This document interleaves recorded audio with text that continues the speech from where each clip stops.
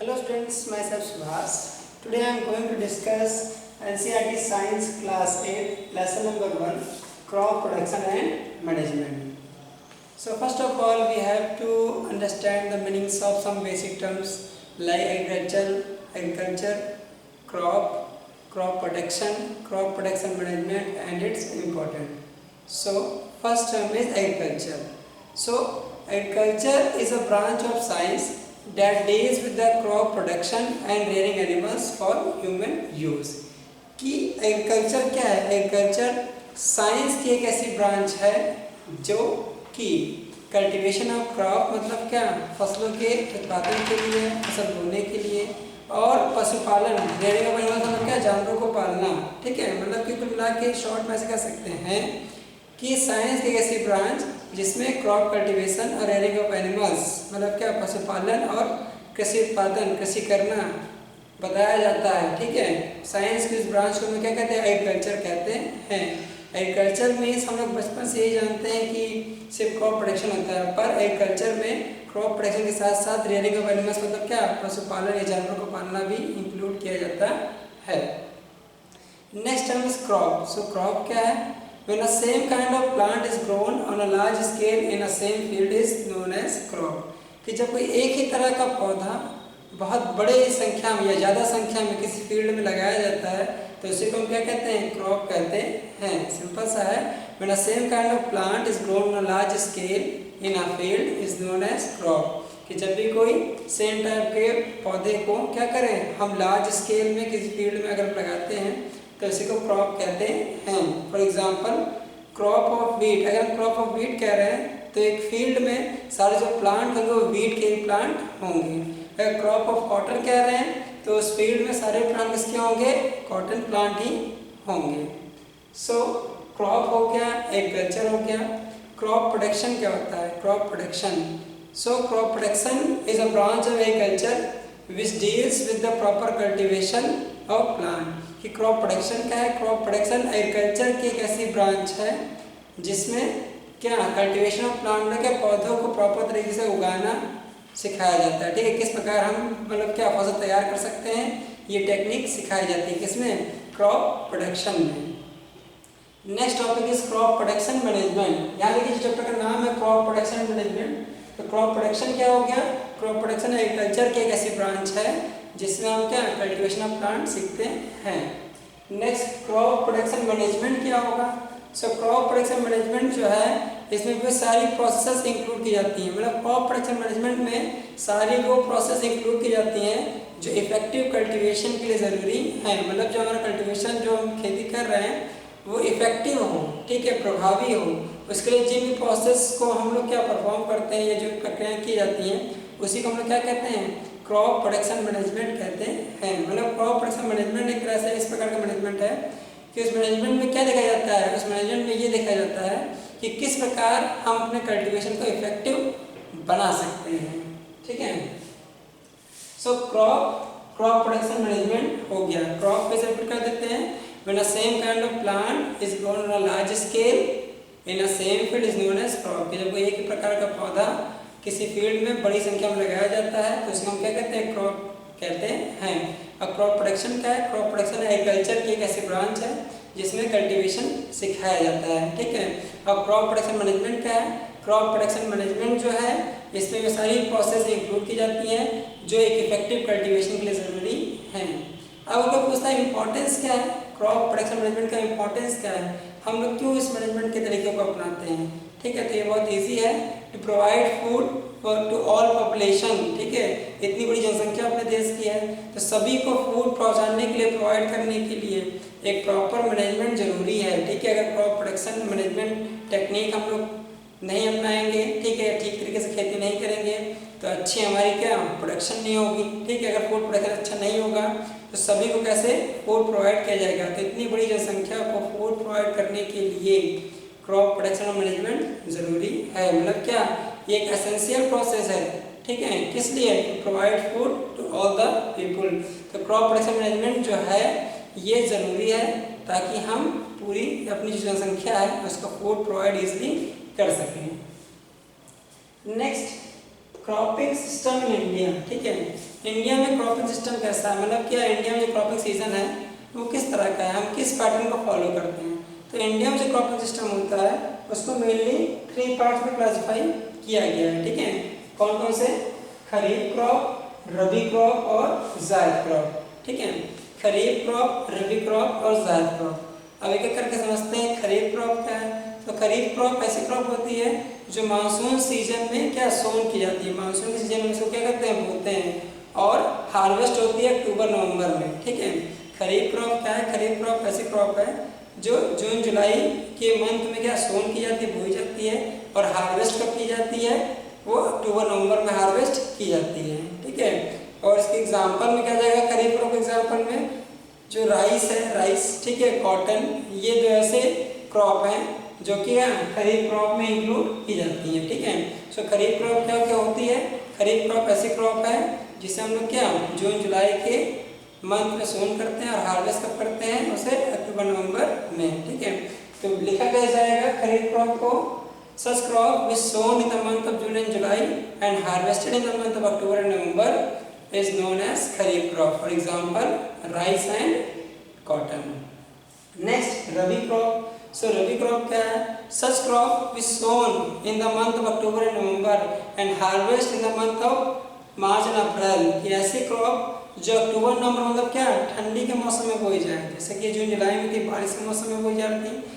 तो रबी क्रॉप क्या है, जो अक्टूबर नवंबर मतलब क्या ठंडी के सीजन में क्या जब ठंडी का मौसम होता है तब उसको बोया जाए, और हार्वेस्ट कब किया जाए उसको मार्च अप्रैल में। तो इस क्रॉप को हम क्या कहेंगे, रबी क्रॉप कहेंगे। सो रबी क्रॉप क्या है, such crop is sown in the month of October and November and harvest in the month of March and April is known as rabi crop. So rabi crop में क्या होता है, वीट, गेहूं एंड ग्राम, ठीक है। वीट एंड ग्राम क्या है, रबी क्रॉप्स में आते हैं।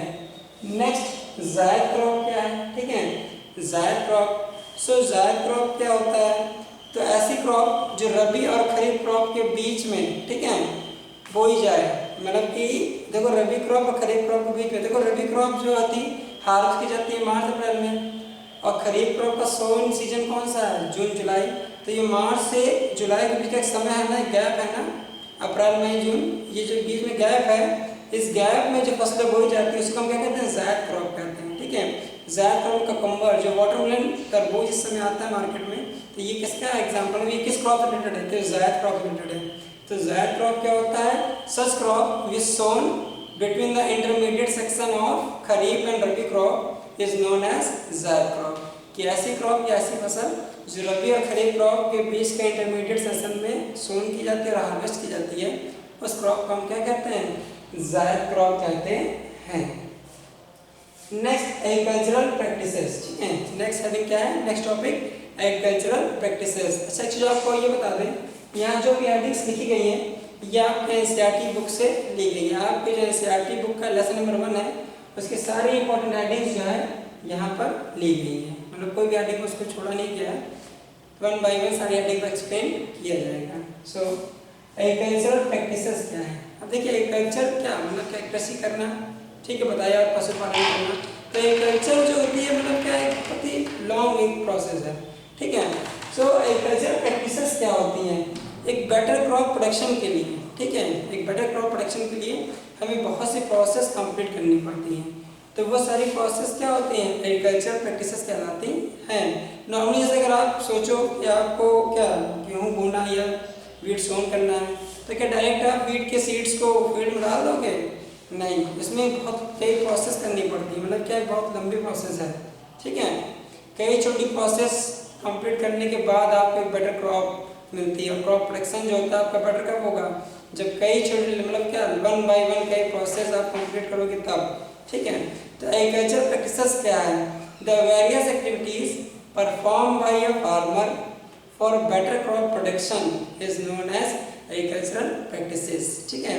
कि किसी भी किसान द्वारा अपने फील्ड में एक बेटर क्रॉप प्रोडक्शन के लिए जो भी एक्टिविटीज़ परफॉर्म की जाती हैं उन एक्टिविटीज़ को हम लोग क्या कहते हैं, एग्रीकल्चरल प्रैक्टिसेस कहते हैं। फिर से रिपीट करते हैं, the various activities perform by a farmer for a better crop production is known as agricultural practices. कि किसी भी फार्मर के द्वारा अपने फील्ड में बेटर क्रॉप प्रोडक्शन के लिए जो भी एक्टिविटीज़ परफॉर्म की जाती है उसे हम क्या कहते हैं, एग्रीकल्चरल प्रैक्टिसेस कहते हैं। मेनली ये 6 एग्रीकल्चरल प्रैक्टिसेस होती है, यहाँ नाम भी रखा है। Preparation of soil, sowing of seeds, adding manure and fertilisers, irrigation, protecting from weeds, harvesting and storage. ठीक है, वन बाय वन करके ये सब हम लोग देखते हैं कि क्या क्या चीज़ें हैं, मतलब ये प्रैक्टिसेस को डिटेल से जानते हैं। सो फर्स्ट एग्रीकल्चर प्रैक्टिस क्या है, प्रिपरेशन ऑफ सॉइल। ठीक है, प्रिपरेशन ऑफ सॉइल क्या है, देखिए आपने देखा होगा नॉर्मली विलेज में क्या होता है कि किसी फसल को सोल करने से पहले, फसल को बोने से पहले खेत में क्या किया जाता है, जो फील्ड होता है उसको प्लग किया जाता है। ठीक है, खेत को जोता जाता है ना, जो हल होता है, ट्रैक्टर होता है, उसके साथ हम क्या करते हैं, प्लगिंग प्रोसेस कंप्लीट करते हैं। जो प्लगिंग प्रोसेस होती है ये क्यों ज़रूरी है और क्यों की जाती है। ठीक है, तो जो प्लगिंग प्रोसेस होती है, तो नॉर्मली अगर आपने क्या क्रॉप को सोन कर दिया, ठीक है, हार्वेस्ट कर दिया, तो लगातार धूप पड़ने से जो सॉइल की जो अपर लेयर है वो क्या होती है, हार्ड हो जाती है। ठीक है, और जो फसल आपने बोई थी वो फसल क्या करती है, सॉइल की अपर लेयर सारे न्यूट्रिएंट को एब्जॉर्ब कर लेती है। अब जब हार्वेस्टिंग सीजन आया, आपने फसल को कट कर दिया, तो उसके बाद अगली फसल बोने से पहले हम लोग क्या करते हैं, प्लगिंग प्रोसेस करते हैं, प्लगिंग या टिलिंग भी कहते हैं। ठीक है, तो देखो होता क्या है, जब प्लगिंग प्रोसेस होती है उसमें जो होती है नीचे की सॉइल जो होती है ऊपर आ जाती है। ठीक है, नीचे की सॉइल जो होती है ऊपर आ जाती है, और ऊपर की जो सॉइल होती है, देखो नीचे की जो न्यूट्रिएंट रिच सॉइल है वो ऊपर आ जाती है, और जो ऊपर के अपर लेयर का सारा न्यूट्रिएंट खत्म हो चुका है वो नीचे क्यों चली जाती है, फिर से नरिशमेंट के लिए, मतलब न्यूट्रिएंट्स को फिर से मिले उसके लिए इसको नीचे कर दिया जाता है। प्लगिंग में क्या होता है, आपने देखा होगा ट्रैक्टर चलता रहता है तो वो क्या करता है, मिट्टी की तरह से खोदता रहता है, डैगआउट करता रहता है। डैगआउट से क्या होता है, नीचे की सॉफ्ट सॉइल जो होती है ऊपर आ जाती है, और ऊपर की जो हार्ड सॉइल थी नीचे की ओर चली जाती है। देखिए इसके भी कई फायदे हैं।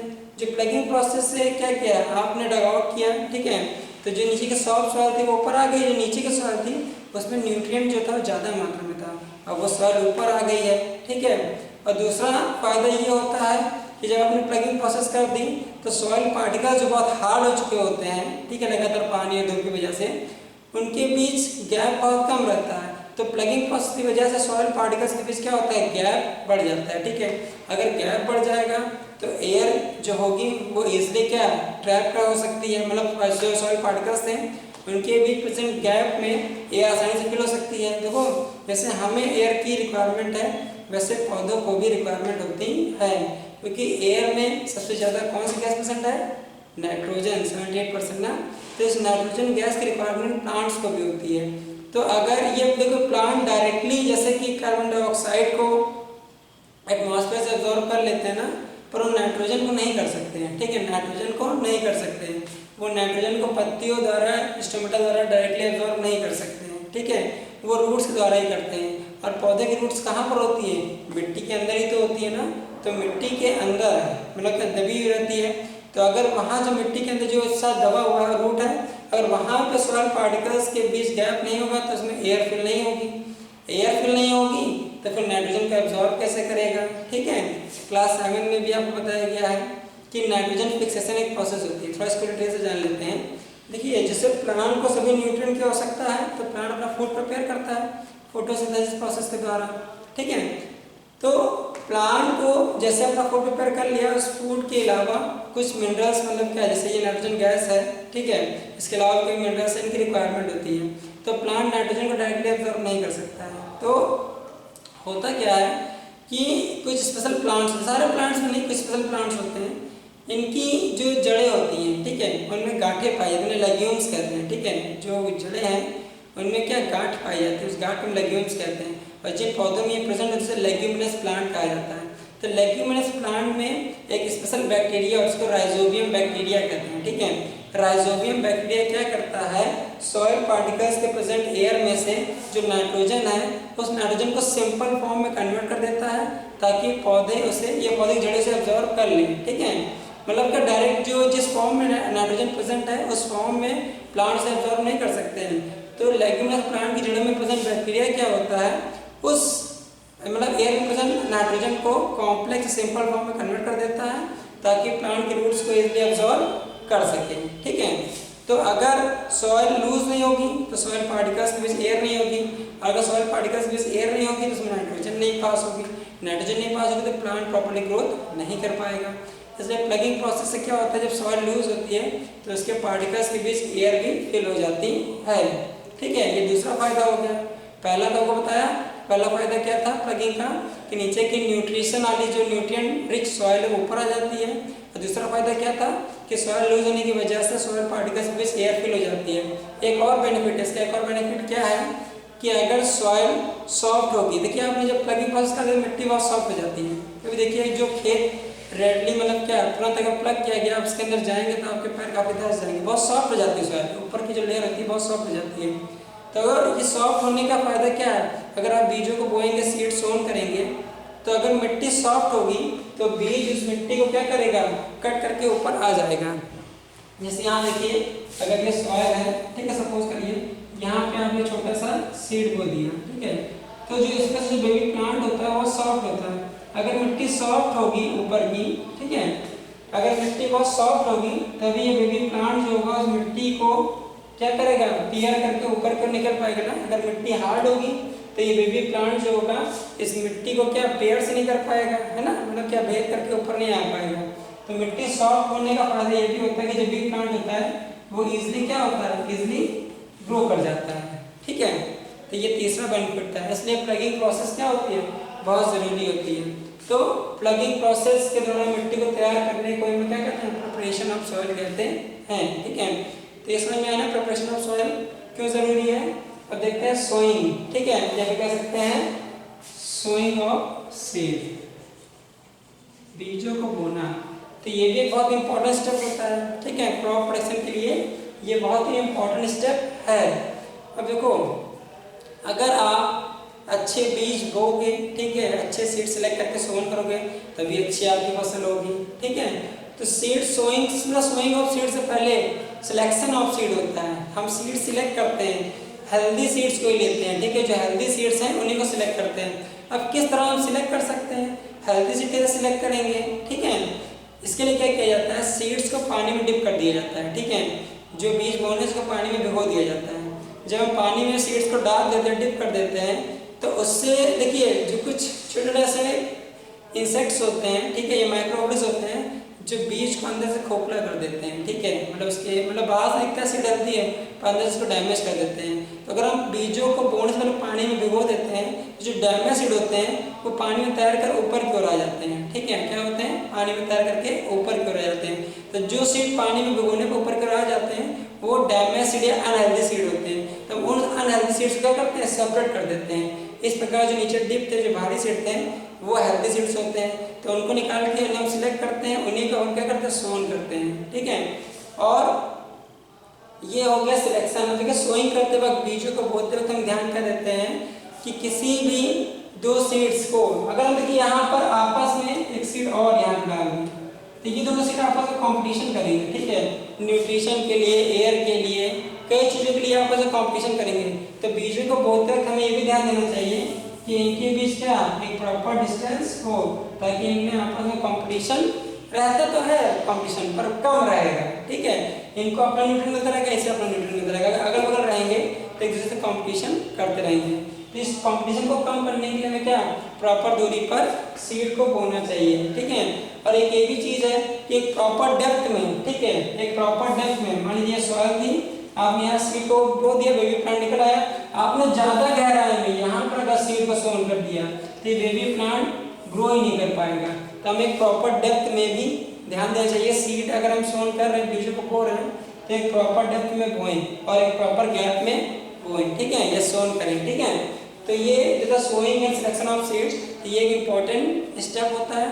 तो हमें सीड्स को क्या सोन करने से पहले हेल्दी सीड को सिलेक्ट कर लेना चाहिए, उसके बाद उन्हें बीज को बोना चाहिए। और ये जो चीज़ें जो थी इन्हें भी ध्यान रखना चाहिए इसके समय सोइंग ऑफ सीड के दौरान। Next, adding manure and fertiliser. ठीक है, आपने देखिए पहला स्टेप क्या था, मिट्टी को तैयार किया, प्रिपेयर किया सॉइल को, बीजों को बो दिया। अब बारी आती है, देखो जो नॉर्मल जो सॉइल होता है, सॉइल में न्यूट्रिएंट प्रेजेंट होता है। ठीक है, सॉइल में न्यूट्रिएंट प्रेजेंट होता है, पर हम उसका एक्स्ट्रा न्यूट्रिएंट, जैसे हम लोग हैं नॉर्मली, देखिए अगर हम नॉर्मल से खाना खाते रहें, ठीक है, तो हम हेल्दी रहते हैं। अगर खाने के साथ साथ फल भी मिलता रहे, ठीक है, ड्राई फ्रूट्स भी मिलता रहे, एक्स्ट्रा चीज़ें मिलती रहती हैं, तो हम ज़्यादा और स्ट्रॉन्ग हो जाते हैं ना। तो इसी तरह सॉइल में न्यूट्रिएंट प्रेजेंट होता है, तो उसको एक्स्ट्रा न्यूट्रिएंट प्रोवाइड किया जाता है ताकि जो क्रॉप हो वो और अच्छे से ग्रो करे, ठीक है। तो उसी में हम लोग क्या मैन्योर फर्टिलाइजर ऐड करते हैं। मैन्योर फर्टिलाइजर होती क्या चीज़ है? कोई भी ऐसा सब्सटेंस जो सॉइल में मिक्स करने पर सॉइल की क्या सॉइल के न्यूट्रिएंट्स को इंक्रीज करे और एक बेटर क्रॉप प्रोडक्शन में हेल्प करे, उन सब्सटेंसेस को हम लोग क्या कहते हैं? मैन्योर या फर्टिलाइजर कहते हैं, ठीक है। सच substances which add in the soil to increase its fertility and also help in the better crop production is known as manure and fertilizer। कि कोई भी ऐसा सब्सटेंस जो मिट्टी में उसकी क्या जो फर्टिलिटी है, उपजाऊ क्षमता, उसको इंक्रीज करने के लिए ऐड किया जाता है, उस सब्सटेंस को हम लोग क्या कहते हैं? मैन्योर या फर्टिलाइजर कहते हैं।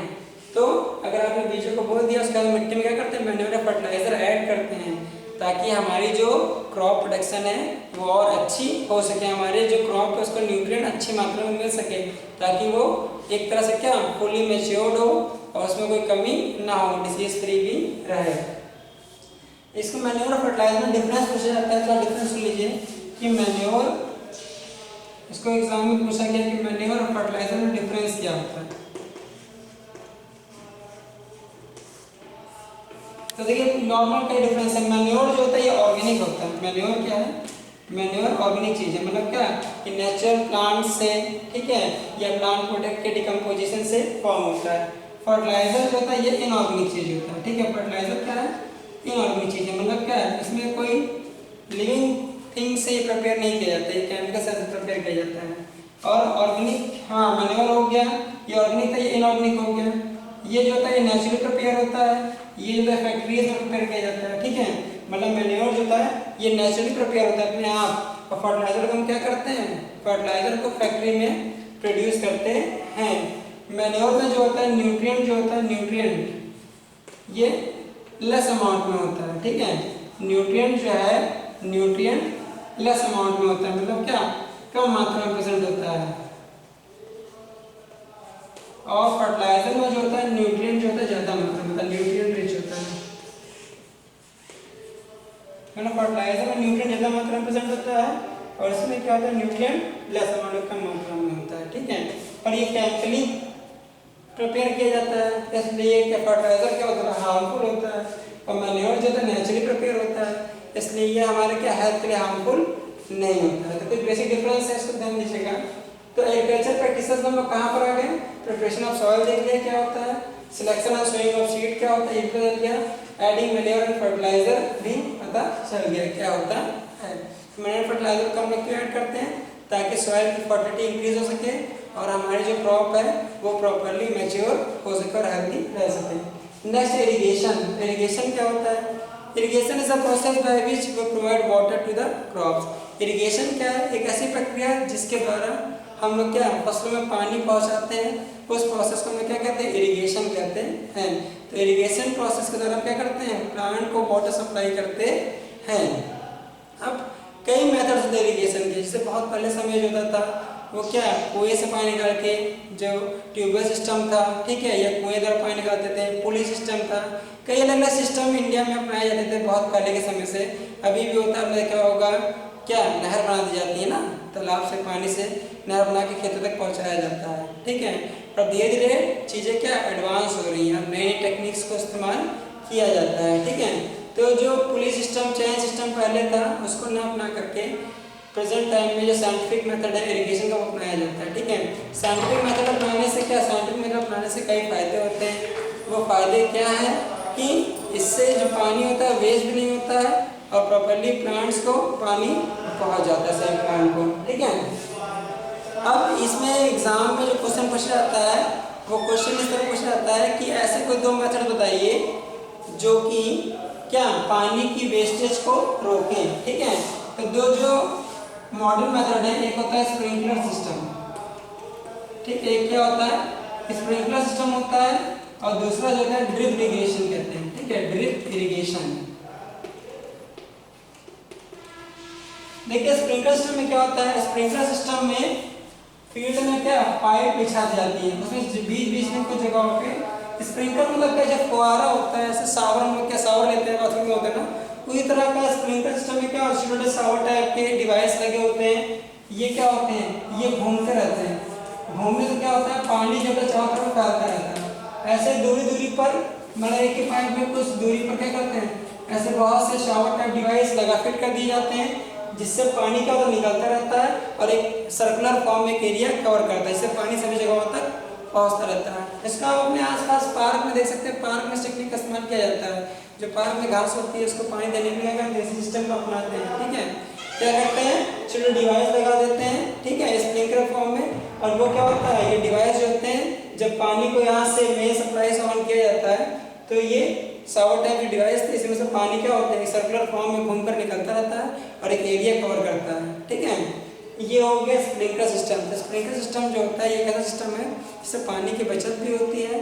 ठीक है, और ज़्यादा पानी वेस्ट होने की वजह से मतलब क्या डिवाइस लगा दिया, अब जैसे कि नॉर्मल तो पानी लगा के छोड़ दिया एक जगह तो बह नाले में इधर जा रहा है। ठीक है, स्प्रिंकलर सिस्टम से क्या होता है कि पानी की बचत भी हो जाती है और प्रॉपर्ली सब जगह तक पानी पहुंच जाता है। ठीक है, और एडवांस टेक्निक और अगर पानी बचाना है तो क्या करते हैं इसके लिए, जैसे अलग अलग पूरे फील्ड में इस तरह के पाइप को बिछा देते हैं जहाँ जहाँ प्लांट होता है। ठीक है, जहाँ जहाँ प्लांट होगा तो प्लांट की रूट्स के पास मतलब देखो जहाँ जो पौधे हैं सबके पौधे में जो पाइप बिछा दी जाती है और जहाँ पौधे की जड़ है उस जगह में पाइप क्या होल कर दिया जाता है। ठीक है, होल कर देते हैं, होल करने से क्या होता है पानी बूंद बूंद करके एक ड्रॉप पानी जो होता है वो पौधे की जड़ों में हमेशा गिरता रहता है। ठीक है, अब जहाँ देखो पानी को पौधे को पानी का आवश्यकता कहाँ जड़ में ही होती है। ठीक है, जड़ से ही क्या करता है पानी को पौधा एब्जॉर्ब करता है, तो मेन जो रिक्वायरमेंट है वाटर की प्लांट को वो उसके रूट्स में ही है। तो ड्रिप इरिगेशन में क्या किया जाता है, पूरे फील्ड में पाइप को बिछा दिया जाता है और पौधे की जड़ जिस जगह पर है उस जगह पर पाइप में होल कर दिया जाता है, इससे बूंद बूंद करके पानी जो होता है जड़ों में गिरता रहता है, इससे पानी वेस्ट भी नहीं होता है और पौधों को पानी भी मिलता रहता है। तो ये जो मॉडर्न मेथड है स्प्रिंकलर सिस्टम और ड्रिप इरिगेशन, इसी को क्या एग्जाम में पूछा जाता है कि ऐसे दो मेथड्स आप नोट डाउन करिए जिससे पानी की वेस्टेज कम हो, तो आप स्प्रिंकलर सिस्टम और ड्रिप इरिगेशन सिस्टम को वहाँ पर लिख सकते हैं। इसके सारे पीडीएफ आपको प्रोवाइड कर दिए जाएंगे, सारे नोट्स और क्वेश्चन आंसर जो है इस लेसन के आपको पीडीएफ में प्रोवाइड कर दिए जाएंगे। ठीक है, तो ये हो गया इरिगेशन।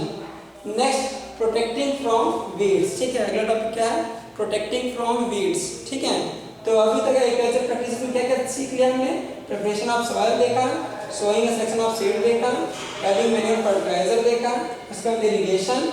अब देखते हैं प्रोटेक्टिंग फ्रॉम वीड्स। तो जानते हैं वीड्स क्या होता है। ठीक है, तो जो अनवांटेड प्लांट होते हैं जो क्रॉप के साथ अपने आप ग्रो हो जाते हैं। ठीक है, जैसे हम कोई क्रॉप को सोन करते हैं, कोई फसलों को बोते हैं तो समय समय पे क्या होता है उसमें पानी देते रहते हैं, मैन्योर देते रहते हैं, तो फसल के अलावा भी खेत में कुछ पौधे अपने आप उग जाते हैं। ठीक है, मतलब आपने फसल को बोया है, लगातार आप उसमें मैन्योर ऐड कर रहे हो, पानी दे रहे हो, सिंचाई भी कर रहे हो, तो उसमें क्या होता है फसलों में इंपॉर्टेंट जो आपका क्रॉप प्लांट था उसके अलावा कुछ अनवांटेड प्लांट से घास जो होती है, घास ये कोई पौधे अपने आप उग जाते हैं खेत में ना, तो खेतों में जो अनवांटेड प्लांट्स अपने आप ग्रो हो जाते हैं उसी को हम क्या कहते हैं, वीड्स कहते हैं। ठीक है, unwanted plants grown in a field is known as weeds. ठीक है, अब प्रोटेक्टिंग फ्रॉम वीड क्या है, हमें जो ये देखो जो वीड्स होते हैं इनको खेत में फील्ड से रिमूव करना होता है। क्यों, क्योंकि अगर हम फीड्स को रिमूव नहीं करेंगे तो ये मेन क्रॉप से कंपटीशन करने लगते हैं, जो न्यूट्रिएंट उनको मिलना चाहिए क्रॉप को ये वीड्स से लेने लगते हैं। ठीक है, तो हमें समय समय क्या वीड्स को फील्ड से हटाना पड़ता है।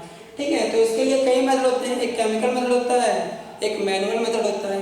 मैनुअल मेथड क्या होता है, जो फार्मर्स होते हैं क्या खुरपी देखा होगा, खुरपी आप जानते होंगे डिवाइस जो होता है इंग्लिश में खुरपी ही कहते हैं। ठीक है, तो उस डिवाइस क्या करते हैं मैनुअली इंसान जो फार्मर जो होते हैं वो खेतों से घास को और दूसरे प्लांट को क्या करते हैं रिमूव करते रहते हैं। ठीक है, और इसके अलावा केमिकल मेथड क्या होता है, कुछ दवाएं आती हैं अगर उन्हें हम छिड़क दें तो ये वीड जो होते हैं अपने आप क्या जल करके रिमूव हो जाते हैं। ठीक है, तो हमें क्या करना पड़ता है अपनी क्रॉप का प्रोडक्शन करनी पड़ती है। ठीक है, वीड से तो मैनुअल तरीके से भी कर सकते हैं, खुद हाथ से भी निकाल सकते हैं या दवा का छिड़काव भी कर सकते हैं।